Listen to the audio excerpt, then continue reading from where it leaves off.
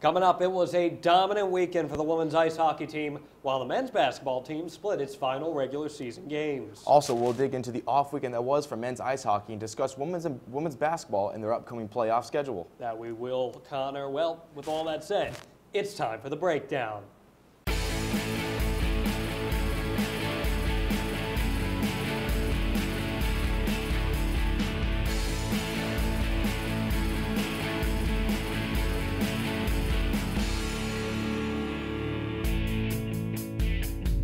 Hello and welcome, ladies and gentlemen, to another edition of Bobcat Breakdown. I'm Connor Fortier. And I'm John Alba. And Connor and I have quite the show for you tonight. And we'll start things off with women's hockey and their sweep of Princeton this past weekend. Just as you alluded to, John, the women's ice hockey team swept Princeton this weekend, winning the first game 7-0 and closed the series out with a 2-0 win. Now, John, I know this question may seem a little ridiculous right now to ask, but after a weekend sweep like this, is this team strong enough to advance through the ECAC playoffs? Well, when you come out in game one, now I get it, this was against one of the worst teams in the conference, but when you come out in game one with 7 goals, 4 of which come in the first period, that has to be a little bit of a confidence booster coming out. Chelsea Layden looked fantastic in this series, a 7-0 shutout, a 2-0 shutout. Usually shutouts are an impressive stat, but with Chelsea Layden, Connor, they're almost to be expected. So I'd feel pretty good about them going at least marginally far in this tournament. Yeah, I'm right there with you. I mean, this team has been strong all year on the two-way play. They've fluttered a little bit in the middle, like we saw, but it was back in playoff form, and that's exactly what they need at this point. It was good timing for them to play like this. It was good timing for Chelsea Layden to play like this. Obviously, getting 7 goals in the first game, it's a pretty good comfy cushion for her to. But you got to throw it out there at least that is this possibly all the reason of Princeton being Princeton? Kelsey Newell, she had a couple nice attempts at blocks at least on some of those short-range shots in game 2. No defense in front of her. That's not going to be the case going forward with this team. I think that would, if the case was if they blew them out on Friday night and then blew them out again on Saturday night, that might have been the reason why, because it's their opponent. But Saturday night, the second game, the 2-0 game, was a little closer, and it was more of a gut check game. They probably went out skating thinking this might be just an easy game, and it wasn't at first, but they were still able to pull through. That's why I'm pretty confident for them going through this weekend. Bobcats out shooting the Tigers 11-3, 19-7 in game 2, and that was just a 2-0 game. Are those shots going to keep coming as they progress through the tournament here? If they play the way they have to play, then yes. I mean, this team is obviously heavy up front. With Uno Hansen, Cheyenne Darkangelo. Uno Hansen looked great. She did. The one-timer she scored in game 1. No carryover from last year of not being there. She looks like she's ready to make an impact, too, with this team going forward. And that's a good thing. It's a little more veteran presence. Obviously, Darkangelo has that veteran presence as well. But then you have Siena, Emma Woods, kind of first- and second-year players that haven't had the deep run like they've had. Neither has really Darkangelo and Uno Hansen because the team hasn't gone that far. But they know what it is. They know what playoff hockey is, and that's certainly something they can carry into this next series. Not bad with the toe drag either from Siena. I know you like that one. Yeah, we were talking about it. It was on Sports Pause's top 5 plays. It was number 1. It was fancy. It was fancy. fancy. It as the top play, but it was quite fancy. Well, they've got that taken care of with Princeton, but Harvard is up next for the women's squad. The Crimson have taken down the Bobcats twice this season, both games 2-1. Harvard dealt Quinnipiac its second loss of the season back on December 6th. The Bobcats will take on the Crimson on neutral ice, but in the process face one of the nation's best defenses. Connor, is there reason for concern for Quinnipiac in this series? I should say single elimination. Actually, I don't think there is. Obviously, there's concern because Harvard is so good and one of the better teams in the nation. But I'm going to go back to last weekend. They came out firing last weekend. If they came out kind of lackadaisical, obviously you'd be worried about Harvard. You're going to be worried about Harvard anyways. But it took a 26-save game, from Mashmeyer to lock up that second-to-last game in this, the win against Quinnipiac for the second time. So if Quinnipiac can get out there and get shots on Mashmeyer, we know she's a strong goaltending, but it's a two-way play that they got to go back to. They dominated this weekend, and that's why I think it's going to be a good carryover effect. Well, as I say, you have the 7 goals in game 1. You had that crazy shot differential in the first couple periods of game 2. You do look to carry that over. Now, Mashmeyer has been very good this season. Has she been Chelsea Layden good? Not necessarily, but hockey is a trendy game too. Yeah. Maybe a little less than basketball is, but hockey is very much a trendy game for that matter. So if Mashmeyer is feeling the heat on the ice, then the Bobcats will have an opportunity there. But the thing is with this Harvard team, this defense is so good. Sydney Eddy is a defensive stud. Michelle Picard, defensive stud as well. When you have two veteran presence among several others, the Bobcats are going to struggle to break through that, even when you have goal scorers like Uden Johansson, Sion Ferrano. Yeah, but I'm going to make the same argument against you that you just made against me. The Tamberg and Rooster, they've been dominant all this season. Obviously, they've had some of their struggles, but they've been dominant, and partially the reason why Chelsea Layton has been so good. So if you're going to go on the senior defense for Harvard, I'm going to go the same exact way with Quinnipiac. The defense has been one of the most, if not the most important thing with this team. Keep in mind, when this team was blowing out opponents left and right, holding them to 7 shots per game, everyone's like, oh, Chelsea Layton, she's doing another shutout. Well, when you're only facing 7 shots per game, you're expected to shut out your opponent at that point. But the way I see it, Connor, is that Quinnipiac's liabilities have been on the offensive end this year. Outside of the little streakiness that it had at one point where there were some seeping through the net, you have to think that the offensive liability will be there. You have to break through that defense.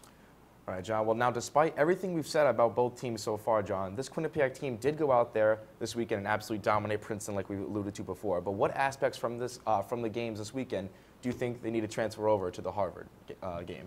Shoot, shoot, shoot, shoot, shoot, shoot, shoot. Keep the shots coming on Mashmeyer. If you keep that pressure coming, you're going to wear down that defense eventually. This is a team that it's going to have Cornell or Clarkson afterwards if it is able to get past Harvard. You have to stay hot. Now, this kind of goes against my personal ideology because I'm a strong believer that the running gun does not work in sports in general. If you shoot and don't play defense, you're not going to advance and move on. But I'm curious to hear what your thoughts are in that regard. Well, before I go to my thought, I mean, hockey is also a game where people can get in rhythm.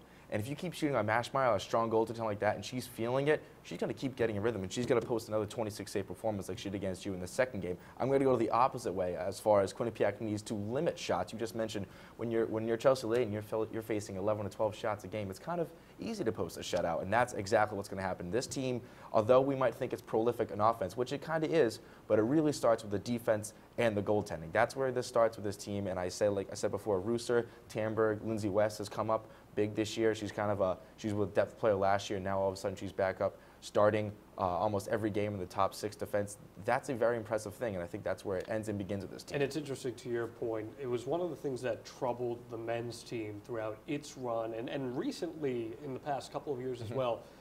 Bobcats, the men's team I'm talking about here, throw shot after shot after shot after shot. But sometimes in hockey, you don't need that wrist shot. You don't need that slap shot. You need a cheap goal. It's quality. And you just need someone to get in there and it just to get in the net. And I think, though, if you keep that offensive pressure by ripping the shots, eventually you're going to be able to put yourself in a position where one is going to slip inside. But also, if you're taking the shots from the tops of the circles, trying to go above Mashmeyer's shoulder every time, she's just going to see that coming. You need to get more quality opportunities in front of Mashmeyer, such a strong goaltender like herself. Harvard and potentially Cornell or Clarkson next for the women's hockey team. When we return, the MAAC tournament is just around the corner for the men's and women's basketball teams. Are the Bobcats bound to be dancing? Connor and I discuss. We'll be right back.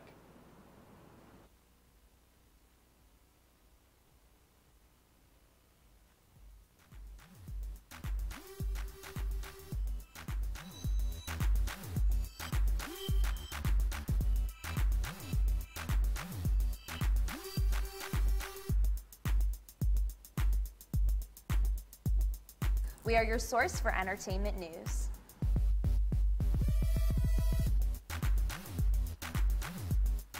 The Bobcat Shop, located at 1010 Sherman Avenue in Hamden. Your #1 choice for Bobcat merchandise. The Bobcat Shop features 2 floors of countless styles and colors. With a full 19,000 square foot screen printing and embroidery operation on the premises, Campus Customs and Simplify can design and decorate any garment or promotional product as quickly as needed. Stop in and say hi.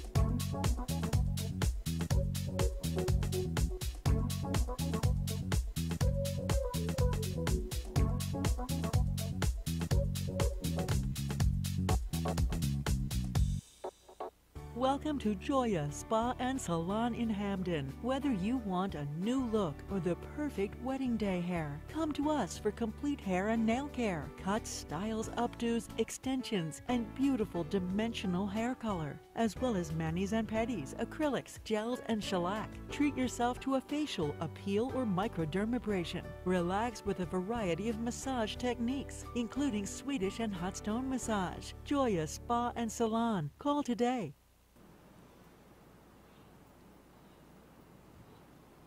Welcome back to the Bobcat Breakdown. The basketball regular season came to a conclusion this past week. The men hosted Siena and traveled to Manhattan to try and lock up a seed in the MAAC Tournament. The seniors shined in their final outing at Lender Court. Zaid Hurst led the way for Quinnipiac with 20 points. But the other three seniors who saw playing time hit double digits as well, as Quinnipiac beat the Saints 73-63. March didn't greet the Bobcats as kindly, though. The Jaspers toppled the Bobcats 69-65 at Drady Gymnasium, with Emi Andujar shining with 18 points. Usman Drame went down early with a leg injury, but ultimately returned to the game, showing few effects from that. So we'll open up our discussion here. Connor, do you take away anything from this split with the MAAC tournament ahead? I think it was kind of a neutral weekend. Obviously, they beat Manhattan early in the season, and losing to them in a close game is something you really don't want to see going into the tournament. But the Siena game really showed what this team can play and really showed how they can play. So I think they can take good and bad away from this weekend, but they're certainly going to have to play a little better coming into this next matchup against Marist. There's a conversation we're going to get into later, and I don't want to get too far into it right now, about beating teams 3 times in a season. If Quinnipiac had beaten Manhattan here, it would have been put in that position, because if you're looking ahead at the MAAC tournament bracket, if Quinnipiac does get past this first round matchup, which we'll talk about momentarily, Manhattan is waiting just around the bend. Siena was a game that it absolutely 100% needed to win. It did. The thing that worried me, though, that game got a lot closer than it should have been. The deficit was more than 20 at one point. It got much closer. The seniors, they were amped up, and that's great. But Evan Conti, in one particular incident, dove for a ball that was going out of bounds, that there was no reason for him to do so. It was late in the game. The team was up double digits. You're putting yourself at injury. I understand you're showing your dedication and your heart, but you're putting yourself at injury. So I think it was a good thing, obviously, that the Bobcats came away with the win against Siena, but you had the 6th seed locked up. Yeah. You go into Drady Gymnasium, which is a tough place to play. There were some things I didn't like about this game at all. I thought Quinnipiac came out real flat, and they were lucky to only lose by 4. Yeah, well, you said they were all hyped up for the previous game against Siena. A lot of emotions going into that game. And then going into Manhattan, like you said, Manhattan's a very quick team, coming off all those emotions, playing against a very fast Jaspers team in Manhattan. I could see how they could get a little long-winded and short-breathed and kind of fall short against a Manhattan team, like we said, who they beat earlier in the season. Obviously, a sweep this weekend would have gone great for as long as morale, not as much as seeding into the MAAC tournament. But I think, like I said, they can take good and bad away from this weekend. The big thing they take away is that they didn't finish 500 in conference play. Yeah. And for a team that is supposed to be an elite player in the MAAC, that's not something that you can do. Well, let's move on to our next topic, Connor. All right, well, John, a Marist loss on Sunday locked in the Red Foxes as both the number 11 seed in the MAAC tournament and also the Bobcats' first round matchup. John, what are some likes and dislikes about this matchup against the Marist Red Foxes? This is a total trap game for Quinnipiac. I'm just going to be real with you here. This is not the team that Quinnipiac wanted to see. It wanted Fairfield, and it didn't get Fairfield. This is a total trap matchup. Now, the good thing for the Bobcats is that this is pretty much a 2-player team with Marist, Siobhan Lewis and Khalid Hart, both averaging double digits. But Khalid Hart was a monster against St. Peter's in the final game of the season, hit a big 3 that ultimately upset St. Peter's, that allowed Quinnipiac the second to last game of the season, that allowed Quinnipiac to clinch the 6th seed on the night of the Siena game. Some things that stood out for me from one of their first matchups earlier this year. Quinnipiac held Hart to just 2 points on the first outing, and the bench was so good for Quinnipiac. 32 points in that outing to Marist 11. That's the kind of thing that's going to work in Quinnipiac's favor here, because Quinnipiac, even though it doesn't have a whole lot of depth, has more depth than Marist. Yeah, but I think Quinnipiac's gone deep in this tournament before, especially in this first year. They're going to want to come out. It also had a point guard when it went deep. But besides the fact, Aaron Hutton's played well, don't get me wrong. Yeah, but Aaron Hutton doesn't score, and the MAAC is a guard-dominated league. That's why Umar Shannon was so important for the Bobcats last year.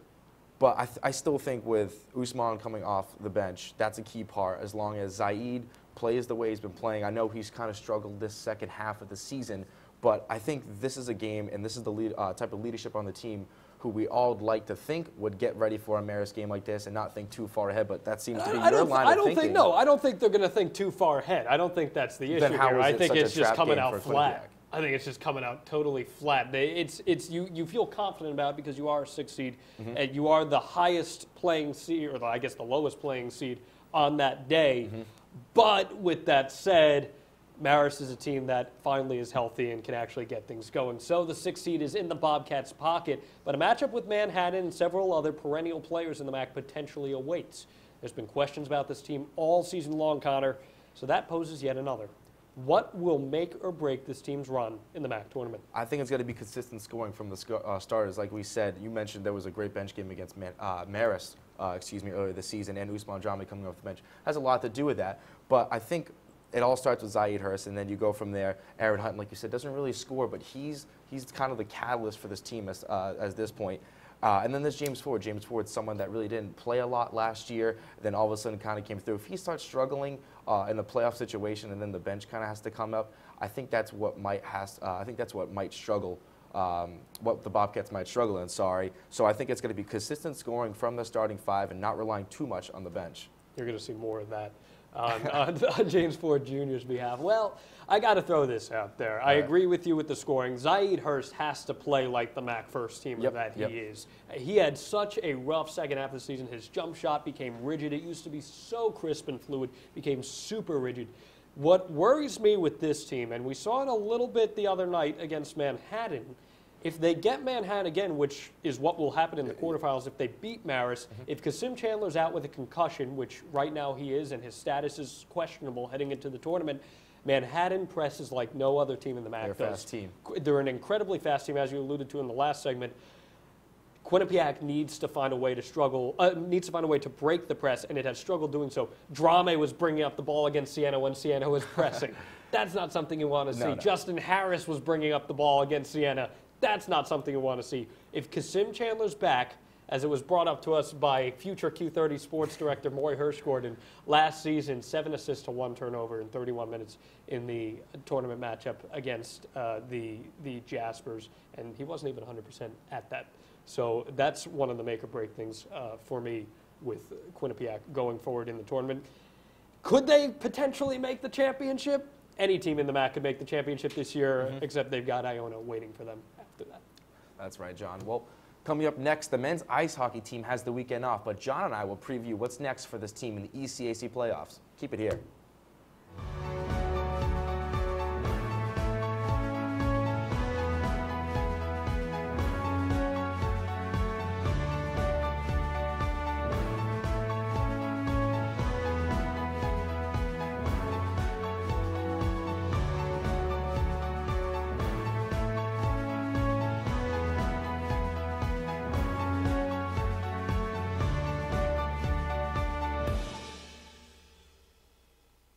The Bobcat Shop, located at 1010 Sherman Avenue in Hamden. Your #1 choice for Bobcat merchandise. The Bobcat Shop features 2 floors of countless styles and colors. With a full 19,000 square foot screen printing and embroidery operation on the premises, Campus Customs and Simplify can design and decorate any garment or promotional product as quickly as needed. Stop in and say hi. Back to his Hollywood. This is my mom. Make a decision and back.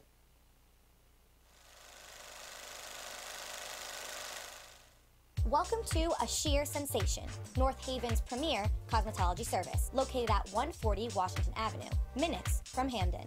We offer an array of services, from basic cuts and colors to lash extensions and formaldehyde-free keratin treatments. We also provide hair chalk and styling for men. When you spend $60, your Q card will get you 10% off.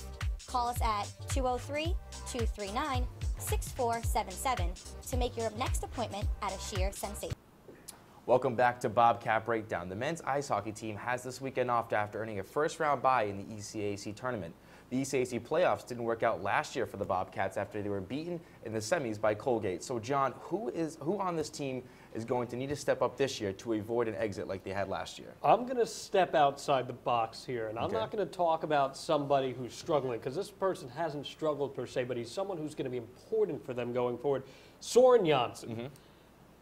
The forecheck's so important in the playoffs, and you have to constantly apply pressure, pressure, pressure, pressure, pressure. If Janssen is on top of his game, the Bobcats will be on top of theirs, because he's going to set up opportunities for guys like someone you're going to say after taking the easy way out on this one. And without Janssen being there, without that forecheck being strong, the Bobcats are going to find themselves on the defensive, on the run and gun, on the breakaway, more often than not. I like Soren. I like the way he's played this year, but As do I.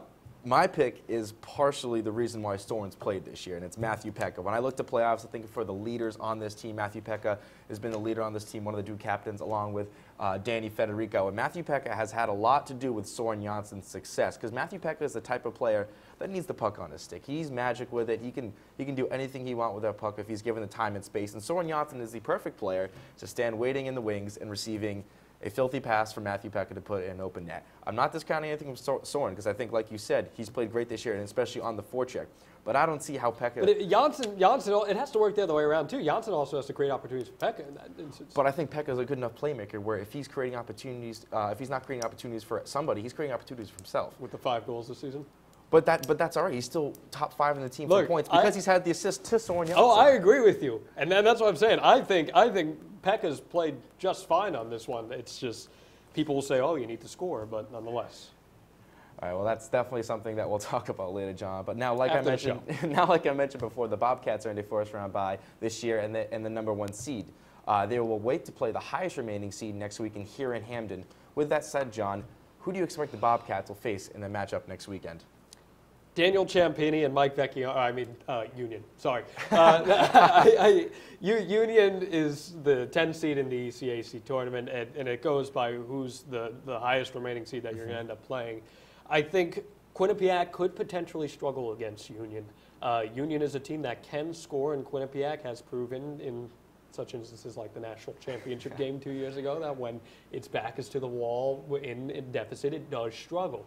I'm curious to see what you have to say, because I believe you disagree with me on this. I do disagree with you, and I'm going to go out of left field in this one, and I'm going to actually say Brown. Brown's obviously been one of the struggling teams in the ECAC this year, but Brown is facing Harvard. Harvard's climbed up to top 5 in the country in the USCHO poll this year, but they've been struggling as of late, and they've been struggling after that Bean Pot. Bean Pot's kind of this weird thing where they, instead of playing the weekend games, they'll play on Mondays, and they got tested in that Bean Pot, and ever since then, they have struggled, and one of the teams they struggled was Brown, a 2-1 loss to Brown, and I think if Brown's excited and they want to come out to play, we've seen Brown do weirder things in this ECAC tournament, and I think they could definitely threaten the Harvard Crimson.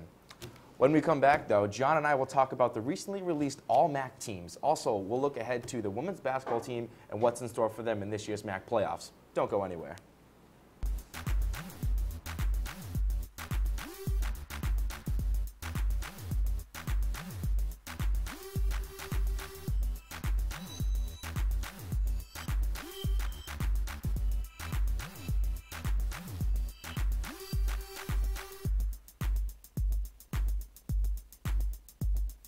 We are your source for entertainment news.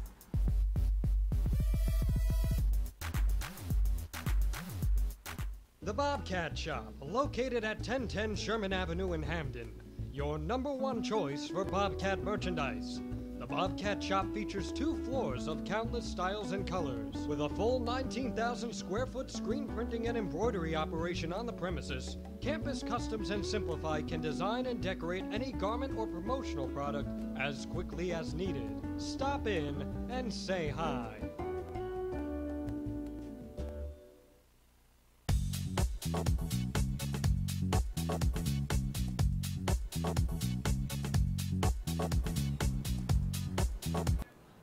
The All-MAAC teams were announced on Monday, and 7 Bobcats earned these honors. For the men, seniors Zaid Hurst and Usman Drame were selected to the 1st and 2nd All-MAAC teams respectively, while freshman Aaron Hutton made the All-Rookie team.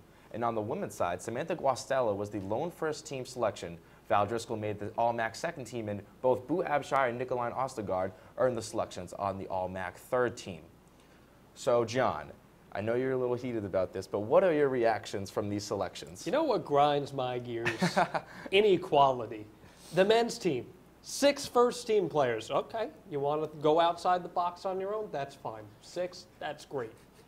Do the same for the women then. My goodness, Val Driscoll being left off the first team this year, averaging double-digit points, double-digit rebounds. She's been the reason why Quinnipiac went 20-0 in conference play this year. And there's no getting around that. Brittany McQueen was a serviceable player down low for the Bobcats, but Val Driscoll came in with high Division I experience, comes in as this perennial all-star. And all Boo Abshire has to do, lob it up there, and Driscoll. Who gets the first points of every single game for Quinnipiac? Val Driscoll. Every single game. And I get it. Okay, you have Iona. I was about to say, is there a little bit D'Amica Martinez, there Tori it is. Adams. Okay, is great. Is there reputation carrying him to that? Madeline Blaze gets it from Marist. Tori Giroux gets it from Marist. Great. Guastella earned it. But my goodness, it's all reputation. Iona's a 4 seed. A 4 seed, and they have 2 first-team All-MAAC. Please explain that to me. I mean, I think you hit on it right there. I mean, it's tough to follow up that. Please explain that. But yeah, it's their reputation. And as far as the Iona players coming in, Iona, yes, struggling, can't really play defense, but they do have 2 of the best players in the conference, and it was reputation that carried them in. Obviously, Val Driscoll, like you said, probably one of the big reasons why Quinnipiac went 20-0 in MAAC play this year. But that seems to be the case here, and that's exactly what it looks like to be. On the men's side, everything seems about right. Zaire Hurst struggled a little bit late in the second half, but obviously Jasmine Marr missed things out here. So, Connor, the team sits with the #1 seed heading into Albany. I'm referring to the women, of course, and is in prime position for its 2nd ever NCAA tournament berth. But is there a vulnerability with the Bobcats as they look to take home the MAAC title? I don't know if it's so much a vulnerability, but someone that kind of needs to be on the game, and I think it's going to be Boo Abshire. Not because she's obviously an important part and a good catalyst to this team, but like you just said, for a reason, all Boo Abshire has to do is just loft it up and get it to Driscoll. And like you said, Val Driscoll, big important part of this team and why they ran the table in conference play. So I think if Boo Abshire is able to play strong like she did throughout the season and get it to Driscoll, that is where they're going to be. If something does fault, I think that's what's going to fall. Coming into the season, I would have agreed with you that point guard play was one of the worries with this Quinnipiac team. Boo Abshire has been one of the best point guards in the country. No, she 14 assists in her second to last game. Unbelievable. Brianna Ramos has done a nice job on the Gold Rush line. For me, it comes down to shooting. This team has to keep itself in games by shooting. It's all it's done all season long.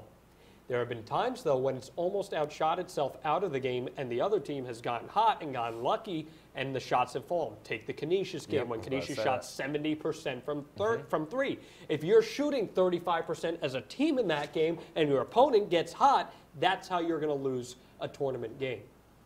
Well, now, John, working off that MAAC tournament discussion, if this team does not win the tournament, is there a chance this team can earn a at-large NCAA bid? 20-0, the first team ever to go 20-0 in MAAC history. They have to get to the championship game and lose in heartbreaking fashion, in my opinion. Is it possible? Yes, it's absolutely possible. 9th hardest out-of-conference schedule, 8-3 over that span. But the problem is, Connor, they didn't pick up that big out-of-conference victory that you need. No. If they had beaten Florida Gulf Coast, who's proven to be one of the best teams in all the country this year, and they only lost them by a few points, that might have given them the leverage. They also lost to Harvard, and that doesn't help them. Yeah, so that's the game I was going to point to that Florida Gulf Coast game. That was obviously the key game for them to earn an at-large bid. Obviously, nothing is guaranteed when you're in a tournament style like this in the MAAC. Especially, it doesn't matter if you run the table in regular season. They're out of conference wins. Army and Hampton, yes, convincing wins, but like you said, they needed that Florida Gulf Coast win, and they didn't really get it. They faltered a little bit there. They did beat Alabama, an SEC team, but that's an afterthought. I wonder what the effect of RPI is going to be, because RPI is going to be a major factor here. This was a team that bordered the top 30 all season. If this was 2 years ago, they wouldn't have gotten the bid in the NHC. We'll have to see what happens with the MAAC. That's all we have for tonight here on Bobcat Breakdown, Q30television.com and theqbsn.com for more information. We'll see you after spring break. Connor, have a good one yourself. You too, John. We'll see you next time.